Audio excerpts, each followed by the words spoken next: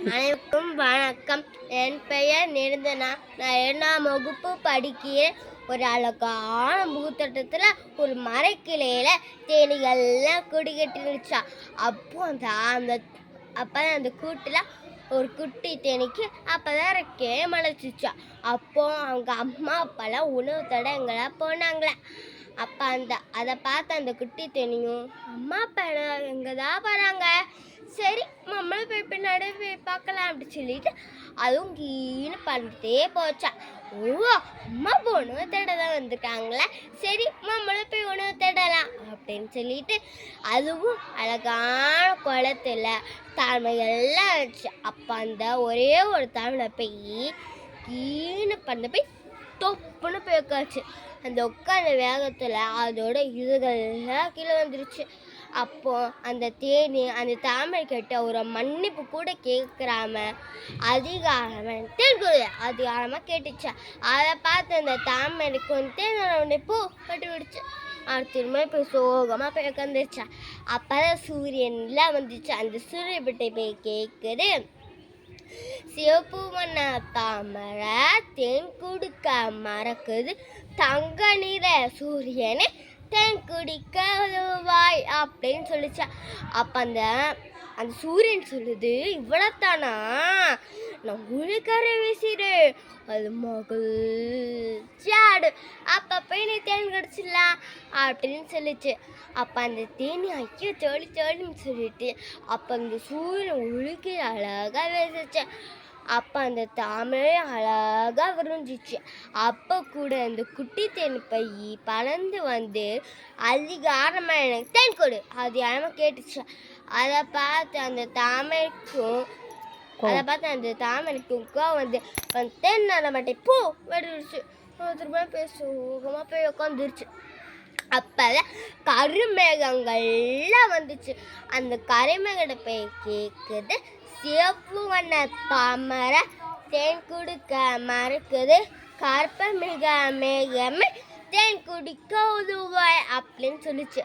அப்போ அந்த மேகம் சொல்லுது, அவ்வளோத்தானா, நான் மழை பொழியுறேன், அது சந்தோஷமாக ஆடும், அப்போ போய் நீ தேன் குடிச்சிடலாம் அப்படின்னு சொல்லிச்சா.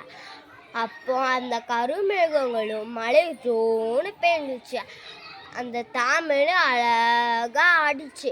அப்போ கூட இந்த தேனி பறந்து வந்து அதிகாரம் எனக்கு தேன் கொடு அதிகாரமாக கேட்டுச்சு. அப்போ அந்த தாமரைக்கோ வந்து தேன் போ வெட்டிடுச்சு. அது திரும்ப பேசுவோமா போய் உட்காந்துருச்சு. அப்போ தான் குழுக்குள் தென்றல் காற்று வீசுச்சு. அந்த தென்றல் காத்துட்டு போய் கேட்குது, சிவப்பு வண்ண தாமரை தேன் கொடுக்க மறக்குது, குழு குழு தென்றல் காத்தே தேன் குடிக்க லோவா அப்படின்னு சொல்லு. அப்போ அந்த குழுக்கள் தென்றல் காற்று சொல்லுது, நான் குழுக்கள் தென்றல் காற்று வீசினேன், அது மகிழ்ச்சியாடும், அப்போ போய் நீ தேன் குடிச்சிடலாம் அப்படின்னு சொல்லிச்சு. அப்போ அந்த குழுக்குள் தென்றல் காத்தும் நல்லா வீசிச்சு காற்று. அப்போ கூட அந்த தாமரையும் அழகாக ஆடிச்சு. அப்போ கூட அந்த குட்டி தென்னை பையன் அதிகாரமாக தேன் கொடு அதிகாரமாக கேட்டுச்சு. அப்போ அந்த தாமரைக்கோ வந்து பூ விடுச்சு. அதுமே போய் சோகமாக போய் உட்காந்துருச்சு.